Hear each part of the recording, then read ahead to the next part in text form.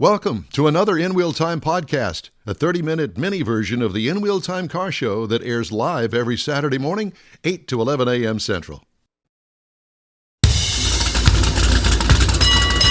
It's the In Wheel Time car talk show. Coming up, we talk to John Vincent from U.S. News and World Report about the UAW strike. Later, look at the automotive news headlines this week. Howdy along with Mike out of this world, Mars. King Conrad DeLong. We always need more Jeff Go Seekin. Astros. I'm Don Armstrong, and I'm nothing. I don't have any. You're my hero, Don. Well, thank you, Conrad. Mr. Helicopter, Mr. Channel 13 Helicopter. Of course, you know where. Hi, this is Don Armstrong giving you the traffic report. You see where his standards are. Well, that was Robin Williams. Yeah, really high. Yeah. High being key word. Yeah, and not the kind that we're talking about a helicopter. Anyway, thank you so much for joining us on this this Saturday morning. This is our live broadcast, and you're going to tell? That's the problem with it. Yeah, and what you'll hear on the podcast, not the broadcast, but the podcast, you're going to hear that it's live. Well, on the podcast, it's not live. But It's a podcast. it was when we recorded it. That's right. We're recording it now. Yeah. And Mike's going to give us all English accents. And so this, and so this program, was it going to air Friday? They this what we're this fixing to half do. hour, yeah. Yes. No, this last half what hour. we're doing right this instant. Yes. Yeah, Friday. This will be Friday. It'll be a Friday thing. So by the time this airs, there will probably be another announcement from Sean Fain from the UAW about some shenanigans that they've come up How with. they're trying to screw the big three, and this big three is trying to screw them, and they're all doing a good job of it. Well, Okay. Just look both ways before you get screwed. that's right. So joining us now is John Vincent. He's with U.S. News and World Report.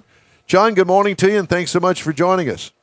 Hello, thank you for having me on. Are you out on the West Coast? I am. I'm in Portland, Oregon. Portland, Oregon. Let's see. Leaves 10, are changing. 8:32. Look, you got up, you put a shirt on, you brushed your hair. Well, never mind that. But but you did brush your teeth, and everything's looking good out there in the West Coast. It is. It's a beautiful day out here in Portland. Have you driven the Columbia River Highway? We did a piece on it. Was one of the most scenic highways in the country. That is basically my backyard. I spend a lot of time awesome. out there. Oh, how cool is that? How lucky you are. And Jealous. it was one of the first designated national parks, too. National highways. That's the highways. Well, John, thanks so much for joining. We're going to talk to you this morning about the UAW strike. And there was news yesterday about they've met some sort of a agreement or understanding with General Motors about this new battery plant that apparently is now, at least from what I read, is supposed to kind of put some sort of a grid work on this new proposal that the UAW has to the big three. Fill us in on all of that. So the news yesterday is that GM will now allow the union into their new battery factories. Before, GM's stance was that the factories were joint ventures. They weren't really GM, so they didn't have to let the UAW in. They have now changed their stance on that, which is a huge concession by GM and might be, the straw that brings this strike close to an end.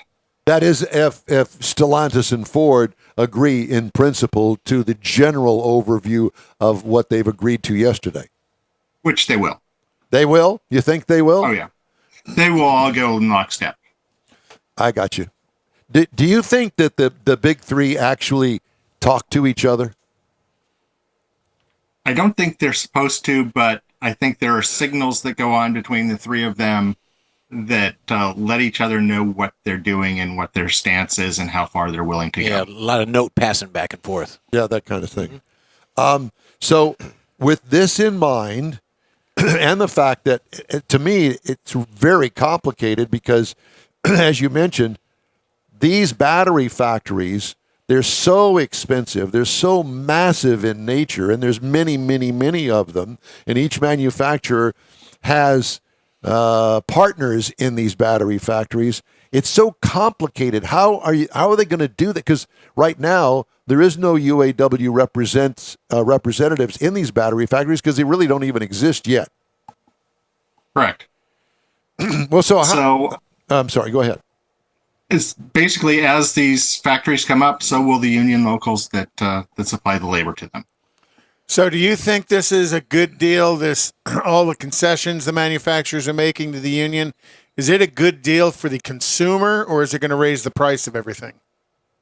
I really worry about what this means for the future of the big three, because they're building a lot of cost into everything they do.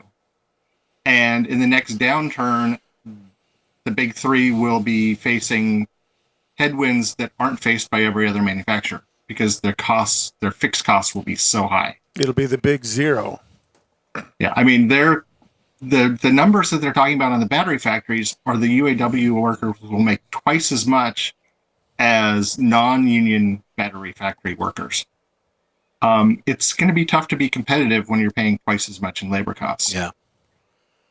Or that cost gets passed on to the consumer regardless. Or they don't spend as much on their CEOs and they cut back in other areas to be able to afford this. They keep the price of the vehicles close to what they should be. That is definitely true. I mean, this negotiation was never heading anywhere other than a strike for a lot of reasons. You know, it was the CEO compensation that was very public and seemed outrageous to a lot of people. It was a union that had been going through some corruption issues and is trying to rebuild itself as, you know, the super strong union with a very aggressive, dynamic leader who's out to prove himself. And it was a time when they had somebody in the White House who wasn't going to do anything to even try and stop the strike. So, you know, the conditions were perfect for a strike, and that's what we have. But John, my experience in the corporate world, which isn't a whole lot, but generally aren't the CEOs that they're talking about, you know, say he gets $20 million. Oh, he made $20 million last year. But that's not all a salary. I mean, he has a contract, but a lot of that's incentives that are built in. You know, the stock does this well, you get this much money. That stock does bad, you don't get this much money. Those kind of things. As far as a salary, generally, they don't make that kind of number. I mean, million, okay, 2 million, something like that. But isn't it true that most of it is some sort of incentive? Stock options. Yeah. Cash bonuses? Oh, absolutely. But that doesn't make it to the headlines. Well, I understand. That's what I think that's part of the problem, because next year, like you say, they hit a downturn. Well, that CEO, all of a sudden now he's only making $5 million a year. But that guy that just got his raise up to $75 an hour, he's still making $75 an hour. Mm-hmm.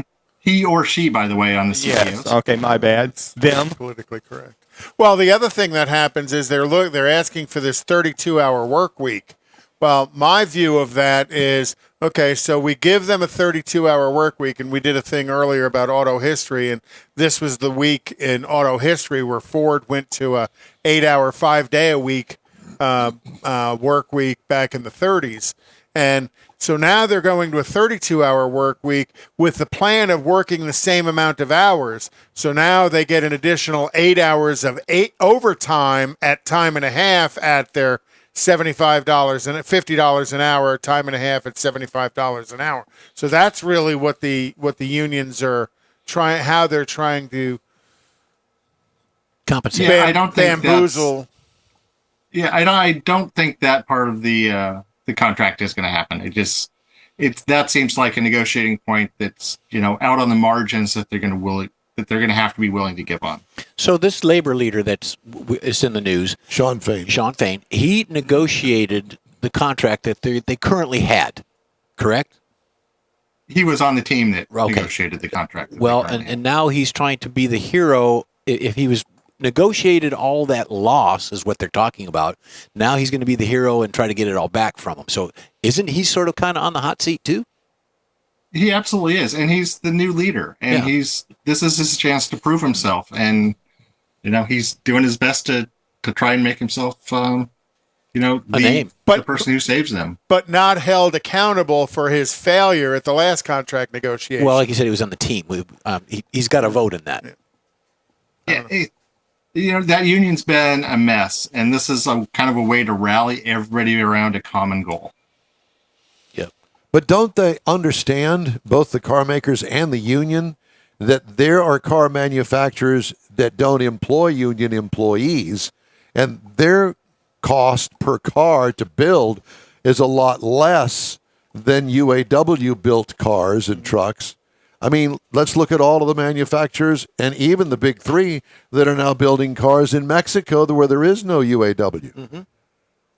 Absolutely. I think the UAW's thought is that once they, force the Detroit 3 into making all these concessions, they're going to waltz into the plants in the South and say, look at what we did for these guys. Join the union now. Yeah. Let's get this. That's already happening. I've heard that's already happening. We need Hoffa But it's back. much harder to do in the South because of the right to work laws.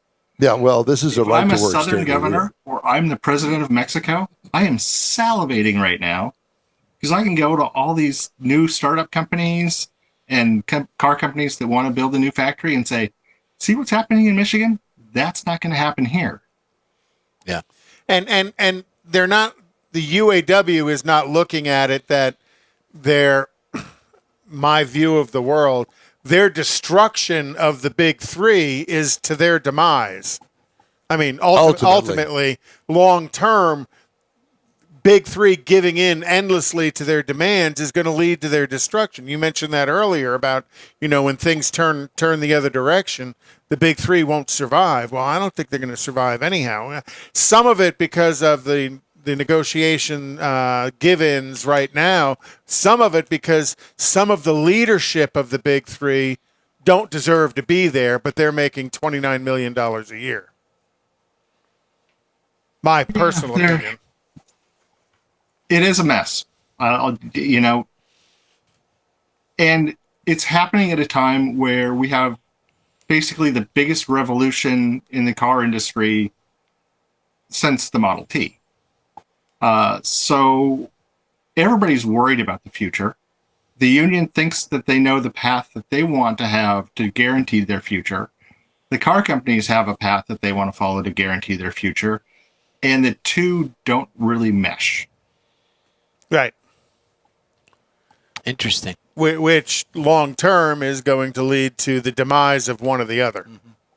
Or both. Yeah, the interesting about the battery factories is battery factories don't employ very many people. No. They're mostly automated. Yeah. I mean, all the robotic. people that they're employing are fixing the machines that actually build the batteries. Ooh, that's interesting. Yeah, there you go. Well, I mean, if you stop and think about it, that's kind of the way that the cars are manufactured today. Mm-hmm. You don't have thousands and thousands of people on a shift at the Rouge factory.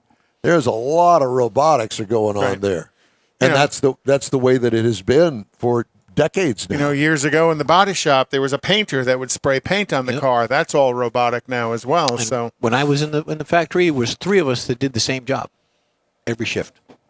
3 on this shift, 3 on that shift. And you inefficiently, apparently. Obviously. You did your job, and then you count 1, 2, 3. That one's mine. And then you would do that job. You sit down, 1, 2, 3. That one's mine. There's 2 more people that were doing that. Somebody had 2, and somebody had 3. Yeah. Hopefully, you guys could all count correctly. Well, that's the problem. And on a Friday and a Monday, there's an old myth that when it was Ford, Lincoln, and Mercury, that they had 3 different staffs in the plants, and when the Mercury car would roll down the line, the Mercury person would step up and install the part. Exactly. When the Lincoln car came down, the Lincoln person would step up and install the part.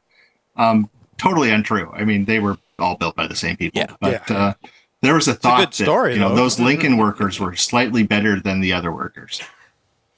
oh yeah, and you throw a It's an Cadillac upscale in there. car. But they were all paid the same because it was a UAW contract. Sure. Yep. So when do you have an idea in your mind, based on your knowledge of the strike and what all's going on, when this is going to end? I think we're going to have a lot of news this week. I can't say it's going to end this week, but I think we're going to have a lot of news this week. And what's pushed the whole thing forward was the UAW's been expanding the strike every Friday. Right. That they didn't expand it this They did Friday. not yesterday. Right. And General Motors knows that the next strike target is the Arlington plant down in your area. Yep. And that is where GM prints money. Oh, That's trucks. where they make SUVs, trucks, very, very high margin Escalades. And GM cannot afford to have that factory go down. Well, and not only that, but GM has also announced just a couple of months ago that they're going to spend a couple of $1 billion in expanding that plant to make it even bigger. Yep. So it's good. That plant in Arlington is going to become huge, huge, and they're going to build lots of vehicles there, and they're going to crank them out as fast as they can, and they have to really settle this quickly. Well, I always laughed because when I worked for General Motors and I'd go to any of these assembly plants and you would walk or drive in and look at the employee parking lot, half of it wasn't General Motors at a GM assembly plant. Half of it was Asian imports. Mm-hmm. It's kind of self-defeating when you don't even buy the product that you build. Back in the day, you were encouraged to buy the brand that you were working on. It's funny, to that end, Yeah. when I worked for Richardson Chevrolet, Mm-hmm. they would be ticked if you going out and bought a new car if it wasn't from them and a Chevrolet. Yep, yep. Yeah. Well, and Look they're at the plants around Michigan, you'll see the domestic employee parking lots and the foreign automaker parking lots. Yeah, if it wasn't and the that foreign brand, automaker parking lots are, out on the back 40, which is a big thing in Michigan in the winter. yeah, You have to park a half mile from the plant. Well, but it makes sense. You want everybody to have faith in your product. It's an advertisement. Oh, all our people drive the Chevrolet or Buick or whatever it is. And you don't want a Honda sitting back there with a 6-foot spoiler on the back of it and a coffee can exhaust. yeah, you do, and tub it out. Yeah. So what do you think the short-term future is of this? I think we're going to have a settlement within the next 2 weeks. A lot of progress this week, and then everybody will forget it happened. Wow. Like most UAW strikes, it'll just go back to normal. Everybody will, shake hands and Move on. go along their merry way. And But how do you think it's going to impact the cost of vehicles? The cost of vehicles is already sky high. Oh, gosh, yes. Fortunately, labor costs are only a fairly minor component of the cost of a vehicle. So you might see some incremental increases, but it's not going to be a massive increase. So this contract, okay, so say it's settled today, right now. How long is that contract good for? How do they write that in? In the next 2 years, we're going to renegotiate, or the next 5 years. How does that take place? That's one of the contract terms as to how long it will last. Generally, they've been a couple of years long. Well, There this can one also here. be differences based. Well, this one here, I think, is they keep talking about a 3-year contract. 3-year deal? Yeah. Per year. Okay. Yeah. And I'm sure they're all going to get their back pay. And remember that every plant has a slightly different contract. They have the UAW national contract, but every plant has differences, local differences for that Right, plant. specific for that plant. Well, John, it's great to talk to you. We thank you so much for joining us today. And let's chat here after the strike is over, and we'll analyze how things went. Great. Looking forward to it. Enjoy the Northwest, my friend, and we'll talk to you soon. Thank you, John. Thank you. John Vincent, U.S. News and World Report on the UAW strike. So good predictions. Good predictions. Yeah, it's going to be an interesting time here. And as he said, the next 2 weeks. But I think, as he mentioned, that I believe that this Friday will be a turning point. Actually, the real turning point happened yesterday. Yesterday? Yep. Because they didn't announce more strikes. And you know, when they were talking about the strike, about having a strike several months ago, I said it's not necessarily the people that are the UAW workers at the actual assembly plants. It's more along the suppliers. And to that end, about 30% of suppliers have had to lay off some workers because of the UAW strike, but that figure will rise significantly by mid-October, according to a recent survey. Now remember, it takes a while, as we saw during the pandemic, for everything to reach us as consumers. And the microchip thing was massive, and nobody saw that coming. The Auto Trade Association, MEMA, found that nearly 30% of suppliers have had to lay off some direct labor employees, and more than 60% expect to start layoffs by mid-October, according to a news release. I think that they're going to come real close to that if they don't actually go through with that, because remember, there was a supply chain, and they've been eaten into the supply chain from these suppliers. And those are non-UAW suppliers, most likely. Correct. They'll go back to work. Tier 2, Tier 3. Right. They'll go back to work immediately, but it's going to take time for them to make the product and to get it to the factory. MEMA also urged the White House to take action to ensure commercial vehicle crossings speed up at the U.S.-Mexico border amid added security checks by U.S. and Texas authorities. The checks have slowed the transportation of goods across the border in recent weeks. U.S. auto safety regulators have upgraded and expanded an investigation of catastrophic engine failure in 2021 Ford Bronco SUVs to cover more than 700,000 Ford and Lincoln models. Cam phasers. NHTSA in July of last year launched an investigation into more than 25,000 Broncos equipped with a 2.7-liter EcoBoost engine. After receiving 3 petitions requesting a defect investigation and 26 complaints alleging a loss of motive power at highway speeds with no restart. The alleged loss of power was a result of catastrophic engine failures caused by the engine valves failing, the agency said at the time. Ford told the agency that the defective intake valves were manufactured from a specific alloy known as silichrome light, which can become excessively hard and brittle if an over-temperature condition occurs during machining of the component, according to the document. This all from Automotive News. A design modification was made in October of 2021, which changed the intake valve material to an alloy that is less susceptible to overheating. Xylophone heavy. Yeah. Sorry. I got that look from Don, like, shut up. Shut up. A proposal by Joe Biden's administration to hike fuel economy standards through 2032 would cost General Motors $6.5 billion in fines and Chrysler parent Stellantis $3 billion, according to a letter from an industry group seen by Reuters. The American Automotive Policy Council, representing GM, Stellantis, and Ford, said in a letter to the U.S. Energy Department on Friday that the size of the expected penalties for not meeting proposed corporate average fuel economy or CAFE requirements are alarming. Ford separately faces about $1 billion in penalties. GM and Stellantis declined to comment beyond the letter. Because all of that will just get passed on to the consumer.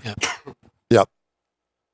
But remember, I haven't seen the average price of a vehicle here in the past few months, but not that long ago, the average price, all the cars that are sold, $35,000. That's base entry. Then it went up to almost $40,000 quickly. And most of the cars that Mars and I get these days are $40,000 or above. Now, granted, they're the top of the line trim levels, but we're not talking about Cadillac SUV, SEV, V-rods and all that stuff. We're talking about everyday cars that regular people drive. Yep. It's a lot of money. Yep. So you think about that, and let's just take a Suburban. I don't think you can get in a Suburban anymore for under $50,000. Oh, No. So let's just say that the Suburban that you buy, brand new, stripper, $50,000. How much did it actually cost General Motors to make that car? Overall, 20? No, within the industry, they say GM makes $10,000 to $12,000 per unit on utilities and pickup trucks, net profit $10,000 to $12,000 per after all the expense of building. What was the sticker price of it? Because I'm saying a $50,000. You're probably talking about a $30,000 or $35,000 SUV. Now we're talking about a $50,000, and I guarantee you that it has at least doubled the amount of that difference between 35 and 50. So double that, $15,000 on top of what you're saying, right? Mm-hmm. So I mean, I think that. But it's their most profitable trucks and utilities are the most profitable vehicles for Ford, GM, and Chrysler. Yeah. And then you see the trim level add-ons. Trim level add-ons don't cost $7,000 to General Motors. No, they don't. No. Not and at you all. got your tires and wheels. I know that. I was there. They don't pay full retail on that. We're going to take a quick break now, and we're going to wrap up today's show right after this. The original group of Loopy Tortilla restaurants will have you telling your family and friends just what the original recipes mean when it comes to the best fajitas in Southeast Texas. Founder Stan Holt invites you to visit the original Loopy Tortilla near I-10 and Highway 6. Here's the original house that inspired the design of all the rest and the original charm that helped make Loopy Tortilla the go-to destination for Houston Tex-Mex.